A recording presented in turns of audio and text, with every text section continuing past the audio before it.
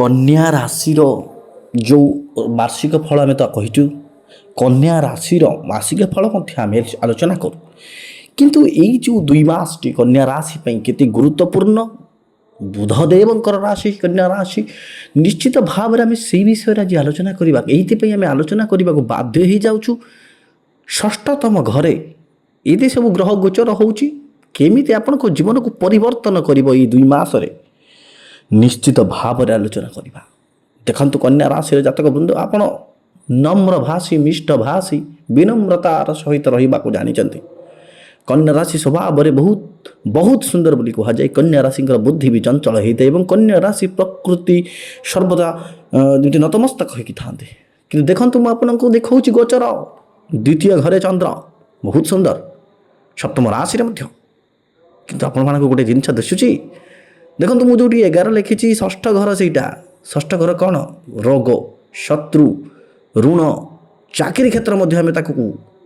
ସେଇ ଯେଉଁ କ୍ଷେତ୍ରରେ ଆପଣଙ୍କର ଶୁକ୍ର ବସିଛନ୍ତି, ବହୁତ ବଢ଼ିଆ, ମଙ୍ଗଳ ବସିଛନ୍ତି, ସୂର୍ଯ୍ୟ ବସିଛନ୍ତି, ବୁଧ ବସିଛନ୍ତି, କିନ୍ତୁ ସେଇଠି ରାହୁ ବସି ଅଙ୍ଗାରକ ଯୋଗ ସ୍ଥାପନା କରୁଛନ୍ତି।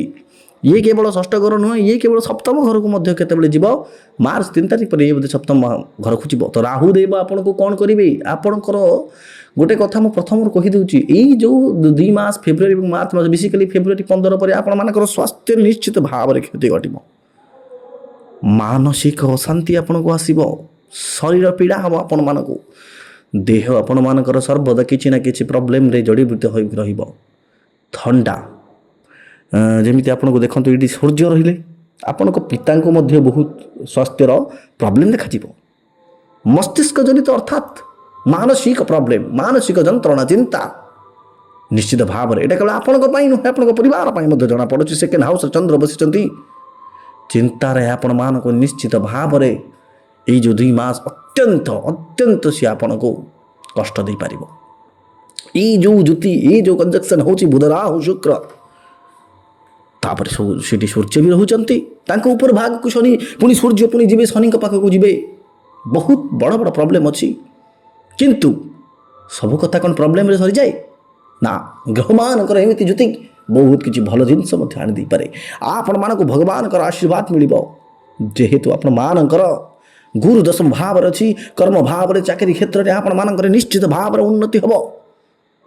3ୟତମ ରାଶି 10ମ ଘରେ ଗୁରୁ ବୃହସ୍ପତି ଅଛନ୍ତି, ଆପଣଙ୍କୁ ଆର୍ଥିକ ନିଶ୍ଚିତ ଭାବରେ ଫାଇଦା ଦେବେ। ଆର୍ଥିକ କ୍ଷେତ୍ରରେ ଦେଖିବାକୁ ଗଲେ ଆପଣଙ୍କ ପାଇଁ ବୃହସ୍ପତି ବରଦାନ ସାଜିବେ। ନବଗ୍ରହଙ୍କ ମଧ୍ୟରୁ ଉଚ୍ଚସ୍ଥ ପଦ ସର୍ବଦା ଗୁରୁ ବୃହସ୍ପତିଙ୍କର ଥାଏ। ବୃହସ୍ପତି ଆପଣଙ୍କର କର୍ମ ଭାବରେ ବୃହସ୍ପତି, ଏବଂ ବୃହସ୍ପତିଙ୍କର ଦୃଷ୍ଟି ମଧ୍ୟ ଦେଖନ୍ତୁ ଆପଣମାନଙ୍କର ସେଇ ଜାଗାକୁ ପଡ଼ୁଛି ଯେଉଁଟା ଆପଣମାନେ କେବେ ବିଶ୍ୱାସ କରିବେନି।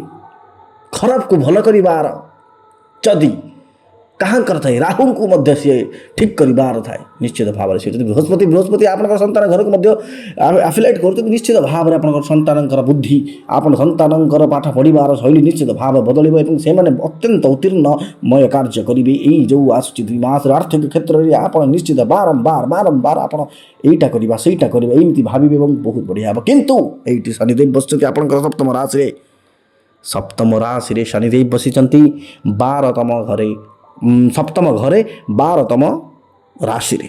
ଅର୍ଥାତ୍ ଏଇଠି କ'ଣ ହେଉଛି ନା, ଆପଣ ଯେଉଁମାନେ ବିଜନେସ୍ କରୁଥିବେ, ଯେଉଁମାନେ ତାଙ୍କ କାର୍ଯ୍ୟରେ ଦେଖିବେ ସେମାନେ ଠିକ୍ଠାକ୍ ରହିବେନି। ଆଉ ଯେଉଁମାନଙ୍କର ବାହାଘର ସମୟ ଆସୁଛି, ଏଇ 2 ମାସ ଭିତରେ ବାହାଘର କରନ୍ତୁ ନାହିଁ, ବାହାଘର ପାଇଁ ବହୁତ ଖରାପ ସମୟ। ଶନିଙ୍କ ସାଥିରେ ସୂର୍ଯ୍ୟ ସେଠିକି ପଳେଇ ଆସିବେ, ତ ପିତା ପୁତ୍ରଙ୍କ ତାଙ୍କର ପଡ଼େ ନାହିଁ। ତ ଏଇଠି କ'ଣ ହେଉଛି ନା, ଯେଉଁମାନେ ବିବାହିତ କିମ୍ବା ପ୍ରେମିକା ତାଙ୍କ ମଧ୍ୟରେ ସାମଞ୍ଜସ୍ୟ ରହିବ ନାହିଁ, କଦାପି ରହିବ ନାହିଁ। ସ୍ୱାମୀ ସ୍ତ୍ରୀଙ୍କ କ୍ଷେତ୍ରରେ ଯଦି ଦେଖିବାକୁ ଯିବା, ପରସ୍ପର ପ୍ରତି ବହୁତ ପ୍ରୋବ୍ଲେମ୍ ରହିବ।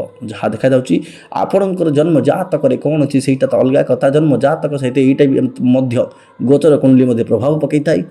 ଦେଖନ୍ତୁ, ଶନି ଆପଣଙ୍କର ଏମିତି ଏକ ରାଶିରେ, ବିବାହ ରାଶିରେ ରହିକି ଆପଣଙ୍କୁ ବିଜନେସ୍ରେ ସେ ବହୁତ କିଛି ହେଲ୍ପ କରିପାରନ୍ତି। ବିଜନେସ୍ରେ ଆପଣ ରେସ୍ପେକ୍ଟ ପାଇପାରନ୍ତି ଯଦି ଆପଣଙ୍କର କର୍ମ ଭଲ ଥିବ, ସୁକର୍ମ ଯଦି ଆଗରୁ କରିଥିବେ, ନିଶ୍ଚିତ ଭାବରେ ଆପଣମାନଙ୍କ ପାଇଁ ଶନି ବରଦାନ ଶନିଦେବ ମଧ୍ୟ ପାଲଟିବେ। କିନ୍ତୁ ଶନିଦେବ ବିବାହ ଘରେ ଯେଉଁ ବସିଛନ୍ତି, ଏଠି ସୂର୍ଯ୍ୟକୁ ପଳେଇ ଆସିଲେ ପିତା ପୁତ୍ରଙ୍କ ଯେଉଁ ତାଙ୍କର ତିକ୍ତତା 7ମ ରାଶିରେ ନିଶ୍ଚିତ ଭାବରେ ଆପଣମାନଙ୍କୁ ପ୍ରୋବ୍ଲେମରେ ପକାଇବ।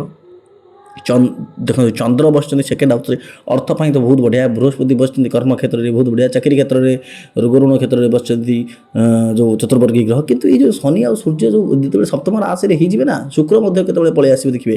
ଏବେ ଶନି ଯେଉଁ ବସିଛନ୍ତି ଦେଖନ୍ତୁ ସେଇଠି ସୂର୍ଯ୍ୟ ପଳେଇ ଆସିବେ, ପୁଣି ସେଇଠି କ'ଣ ନା ମଙ୍ଗଳଙ୍କର ମଧ୍ୟ ଯେଉଁ ଗୋଟେ ଆଫେକ୍ଟ ରହିବ ନା। ଯେଉଁ ପତି ପତ୍ନୀମାନଙ୍କର ଝଗଡ଼ା ଚାଲୁ ରହିଥିବ, ଆଗରୁ ଯେଉଁମାନଙ୍କର ଝଗଡ଼ା ହେଉଛି ସେମାନଙ୍କର ଡିଭୋର୍ସ ଯାଇ ବି କଥା ପଳେଇ ଆସିପାରେ। ନିଶ୍ଚିତ ଭାବରେ ଆପଣମାନେ ଏଇଟାକୁ ବୁଝନ୍ତୁ। ଯେଉଁ ଭିଡ଼ ମଧ୍ୟରୁ ଆପଣ ଟିକେ ଅଲଗା ନିଜକୁ ଭାବନ୍ତୁ। ଭିଡ଼ ମଧ୍ୟରେ ରହିଗଲେ ଆପଣ ଏଇ ଟାଇମ୍ରେ ଫସିଯିବେ। କନ୍ୟା ରାଶି ବୃନ୍ଦ, କନ୍ୟା ରାଶିଙ୍କ ପାଇଁ ଏଇଟା କର୍ମକ୍ଷେତ୍ର ପାଇଁ ବହୁତ ବଢ଼ିଆ ସମୟ। ଆପଣ କିନ୍ତୁ ପତି ପତ୍ନୀଙ୍କ ପାଇଁ ଏଇଟା ଜମାରୁ ଭଲ ସମୟ ନୁହଁ। ନିଶ୍ଚିତ ଭାବରେ ଆମେ ଆପଣଙ୍କୁ ସତର୍କତା କରିଦେବାକୁ ଚାହୁଁଛୁ। ଆପଣମାନେ ହେଲ୍ପ କରନ୍ତୁ ଗରିବ ବୃଦ୍ଧ ଲୋକମାନଙ୍କର ସାହାଯ୍ୟ କରନ୍ତୁ, ଯଦ୍ୱାରା ଶନିଦେବ ଆପଣଙ୍କ ପାଇଁ ନିଶ୍ଚିତ ଭାବରେ ସୁଫଳ ପ୍ରଦାନ କରିବାକୁ ବାଧ୍ୟ ହେଇଯିବେ। ଶନିଦେବ ସର୍ବଦା ଭଲ କର୍ମ ଯିଏ କରେ ତା ସାଥିରେ ରୁହନ୍ତି। ଶନିଦେବ କେବେ ଖରାପ ନୁହନ୍ତି। କିନ୍ତୁ ଶନି ସୂର୍ଯ୍ୟଙ୍କର ଯେଉଁ ଗ୍ରହଜନିତ ପୀଡ଼ା ଏଇଟା ତ ମିଳିବ। ଆପଣ ଆପଣଙ୍କ ପିତାଙ୍କୁ ଭଲ ପାଆନ୍ତୁ। ଶନି ସୂର୍ଯ୍ୟ ସିନା ମିତ୍ର ନୁହନ୍ତି, କିନ୍ତୁ ଶନିଦେବ ତାଙ୍କ ପିତାଙ୍କୁ ବହୁତ ଭଲ ପାଆନ୍ତି, ସମ୍ମାନ ମଧ୍ୟ କରନ୍ତି। ତାଙ୍କ ମାତାଙ୍କ ପାଇଁ ସଂଜ୍ଞା ଛାୟା ଏଇ ଯେଉଁ ତାଙ୍କର ଯେଉଁ ପ୍ରୋବ୍ଲେମ୍ ଆପଣମାନେ ଜାଣିଥିବେ ଶନିଦେବଙ୍କର କଥା। କିନ୍ତୁ ଶନିଦେବ ତ ବହୁତ ଭଲ ପାଆନ୍ତି, ବହୁତ ସମ୍ମାନ ଦିଅନ୍ତି। ଅର୍ଥ କ୍ଷେତ୍ରରେ ଆପଣ ମାନ କରିବେ ମାର୍ଚ୍ଚ 3ରୁ ନିଶ୍ଚିତ ଭାବରେ ଅତ୍ୟନ୍ତ ଉନ୍ନତି ହେବ। କେବଳ ଅର୍ଥ କ୍ଷେତ୍ରରେ ନୁହେଁ, ଆପଣ ରେସ୍ପେକ୍ଟ ପାଇବେ, ସମ୍ମାନ ପାଇବେ। ଯେଉଁ ଯେକୌଣସି ଭାବରେ ବିଜନେସ୍ କରୁଛନ୍ତି ପଇସା ଦ୍ୱିଗୁଣିତ ହେବାର ସମୟ ଅଛି।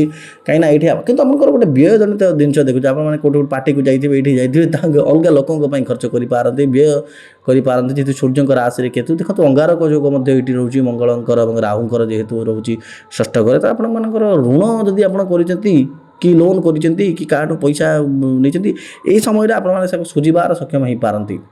ଏବଂ ଆପଣ ଆପଣଙ୍କ ମାଆଙ୍କୁ ଭଲ ପାଆନ୍ତୁ। କାହିଁକିନା ଗୁରୁଙ୍କର ଦେଖନ୍ତୁ ଅପୋଜିଟ୍ରେ ବସିଛନ୍ତି କିଏ କହିଲେ, ଯେଉଁ ନବମ ରାଶି। ଅର୍ଥାତ୍ ମାଆଙ୍କର ଭଲ ପାଇଲେ ଆପଣଙ୍କ ବୃହସ୍ପତି ମଧ୍ୟ ଭଲ ହୋଇଯିବ। କେବଳ ମାଆକୁ ଭଲ ପାଇଲେ ଚନ୍ଦ୍ର ଭଲ ହେବେନି, ବୃହସ୍ପତି ମଧ୍ୟ ଭଲ ହୋଇଯିବେ। ବହୁତ ହି ବଢ଼ିଆ ସମୟ ଆପଣମାନଙ୍କର ଅର୍ଥକ୍ଷେତ୍ର ପାଇଁ। ଯଦି ମୁଁ କହିବି ଅର୍ଥକ୍ଷେତ୍ର କର୍ମକ୍ଷେତ୍ର ପାଇଁ ବହୁତ ବଢ଼ିଆ, ଚାକିରି କ୍ଷେତ୍ର ପାଇଁ ବହୁତ ବଢ଼ିଆ। କିନ୍ତୁ ପ୍ରଥମରୁ ମୁଁ ଯେମିତି କହିଛି ସ୍ୱାସ୍ଥ୍ୟଗତ ସମସ୍ୟା ଆପଣମାନଙ୍କର ନିଶ୍ଚିତ ଭାବରେ ରହିବ। କେବଳ ସ୍ୱାସ୍ଥ୍ୟଗତ ନୁହେଁ, ଆପଣମାନଙ୍କର କଳହର ଯୋଗ ଯେଉଁ ସ୍ୱାମୀ ସ୍ତ୍ରୀଙ୍କ ମଧ୍ୟରେ ନିଶ୍ଚିତ ଭାବରେ ବିଚ୍ଛେଦର ଗୋଟେ ଯୋଗ ଯେମିତି ଆସିବ, ମାତାଙ୍କୁ ଆପଣ ନିଶ୍ଚିତ ଭାବରେ ଭଲ ପାଆନ୍ତୁ। ମାତାଙ୍କର ଆଶୀର୍ବାଦ କ୍ରମେ ଆପଣମାନଙ୍କର ଜୀବନ ସୁଧାରିଯିବ।